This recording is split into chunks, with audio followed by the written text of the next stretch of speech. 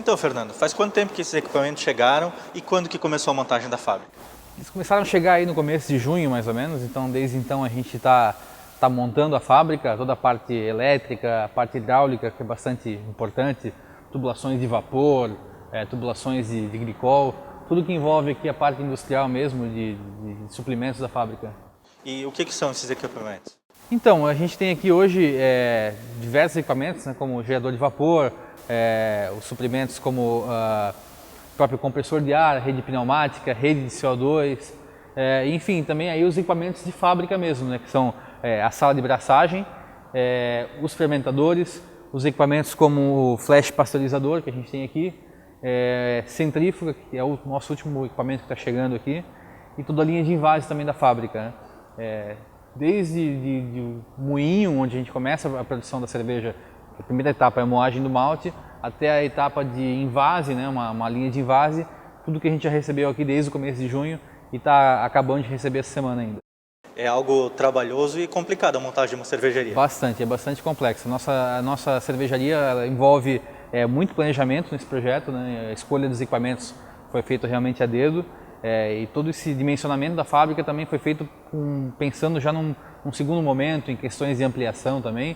Então é difícil, né? É uma etapa bastante minuciosa, todos os equipamentos, toda a tubulação sanitária, então exige uma mão de obra bastante especializada para fazer essa montagem também.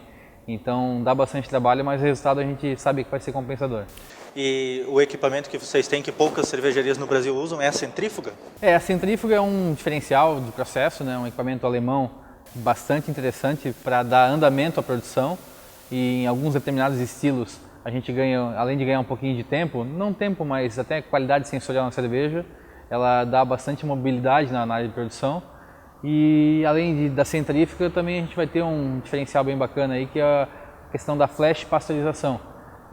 A gente sabe que as cervejas na garrafa sofrem bastante, perdem sempre um pouquinho de sabor, um pouquinho de aroma em relação ao chopp, ao que está em barril, né? Isso é devido à pasteurização. Algumas cervejas sofrem bastante com isso, né? As lupuladas principalmente, né? E com esse equipamento, com essa flash pasteurização, a gente espera ter um produto muito semelhante ao que a gente encontra no barril e o que encontra na garrafa. E quantos fermentadores que tem aqui? Instalado na fábrica, a gente tem capacidade de produção de 100 mil litros por mês. Toda a parte de frio da fábrica, de vapor, sala de braçagem, já é dimensionada para a gente chegar aqui mais ou menos a 400 mil litros, somente colocando tanques, né? Então, sem fazer muito puxadinho, né? A gente já pensou num momento aí de expansão, um pouco mais para frente, mas para a gente ter um fôlego bem legal aí para produzir durante um bom tempo, sem precisar fazer nenhum tipo de ampliação.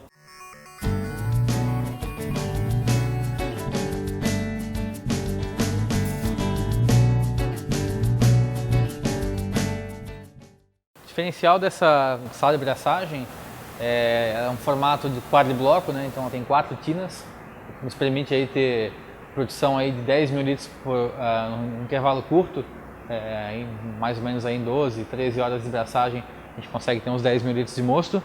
E também toda a automação que ela tem, né? Uma automação da Siemens, então a tina é toda automatizada, todos os controles são feitos por essa tela aqui, então a gente consegue abrir as válvulas, acionar as bombas, tudo por esse software aqui. Além disso, ela tem toda uma comunicação também com a sala de operações da cervejaria, né?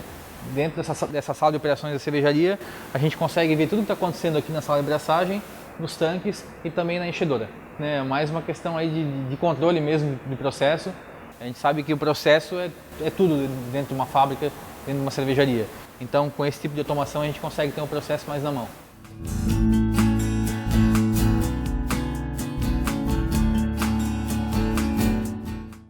Começou de que forma o seu mundo na cerveja? Comecei primeiro atiçado aí pelos sabores das cervejas artesanais, principalmente locais, né, como a Eisenbahn, por exemplo, quando a Eisenbahn foi lançada. Isso foi uma novidade, foi muito bacana porque ali a gente viu assim que realmente existiam novos sabores de cerveja, né? E também pelas importadas que aqui chegavam naquela época.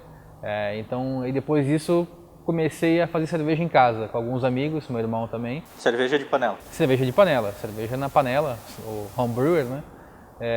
O meu primo já fazia cerveja em Florianópolis, E aí quando eu descobri que isso era possível, fazer cerveja em casa, para mim foi um negócio bem entusiasmante. E aí logo comecei a estudar sobre fazer cerveja, como é que fazia e tal. Até que em 2009, comecei em 2009, eu fiz minha primeira produção. E a partir daí foi amor à primeira vista, começamos a fazer cada vez mais em casa, mas sempre como um hobby, né? Em 2014 eu resolvi começar a trabalhar com cerveja. Na verdade, como cervejeiro caseiro, eu já havia ensinado muita gente a fazer cerveja em Blumenau. Tinha até uma espécie de confraria. Sim, existia uma confraria, enfim. E aí eu comecei a prestar alguns cursos de cerveja caseira. E num desses cursos eu conheci algumas pessoas que eram sócias de uma cervejaria. E elas me convidaram eu e meu irmão, na verdade, para tocar a produção dessa cervejaria. Então em 2014 eu fui trabalhar como cervejeiro em uma cervejaria de uma cidade vizinha aqui de Blumenau. E lá fiquei por mais ou menos 1 ano e meio. E até que surgiu a ideia e o convite para a gente montar esse projeto da Cerveja Blumenau. E na Cerveja Blumenau, um projeto, digamos, mais próprio. Sim, justamente. A Cerveja Blumenau ela nasceu, na verdade, como uma cerveja para o Beer Villa, que é um restaurante bem tradicional aqui de Blumenau, uma casa onde se reúne os cervejeiros da cidade, né? Um bar bem tradicional aqui da cidade. E a ideia nossa era montar uma cerveja da casa para o Beer Villa, né? Uma não, 2 na verdade. E então ali a gente começou essa ideia de montar uma marca própria, né? E oficialmente quanto tempo tem a cervejaria? Ela nasceu exatamente no dia 28 de agosto do ano passado. Ou seja, agora estamos hoje com 11 meses, né? Um pouco menos que 1 ano, então. Então foi muito engraçado porque inicialmente a gente lançou 1000 litros de cada rótulo, esperando que esses 1000 litros demorassem aí 45 dias para serem vendidos, né? E para nossa felicidade a aceitação foi muito alta e a gente vendeu isso numa semana. Em um só local, né? Em um só local, justamente. E esses 2 rótulos eram A IP Amarelo e a Capivara Little IPA.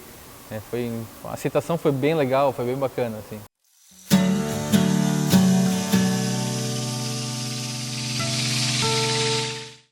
Agora a gente já pode entrar na questão dos prêmios, né? A Capivara é uma que ganhou um prêmio. A gente recebeu com bastante alegria e foi, posso dizer, como um divisor de águas na história da nossa cervejaria.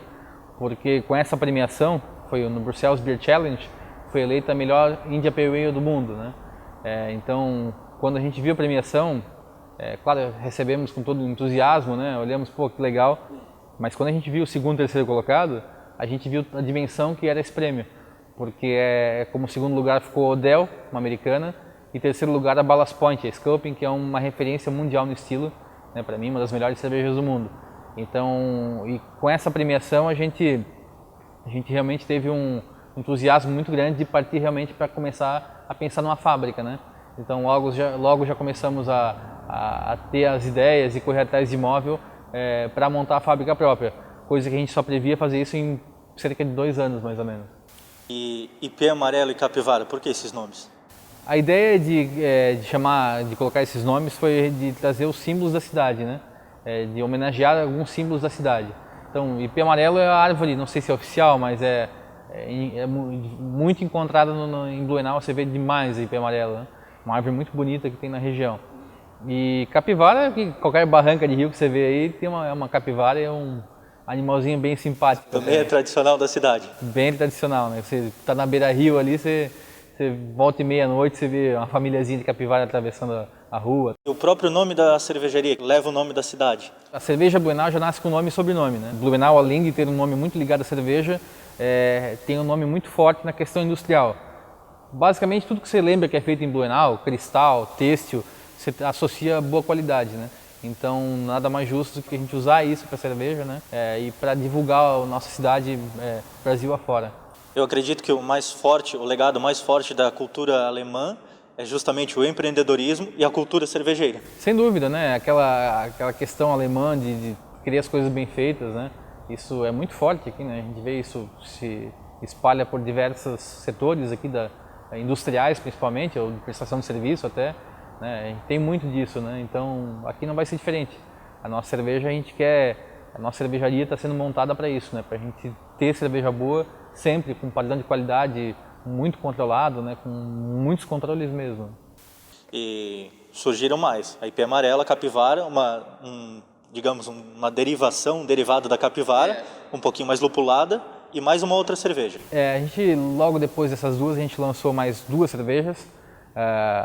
Nosso terceiro rótulo foi a Double Capivara, que foi uma cerveja, um estilo Imperial IPA, ou seja, uma IPA, uma IPA, com mais álcool e com mais lúpulo, né?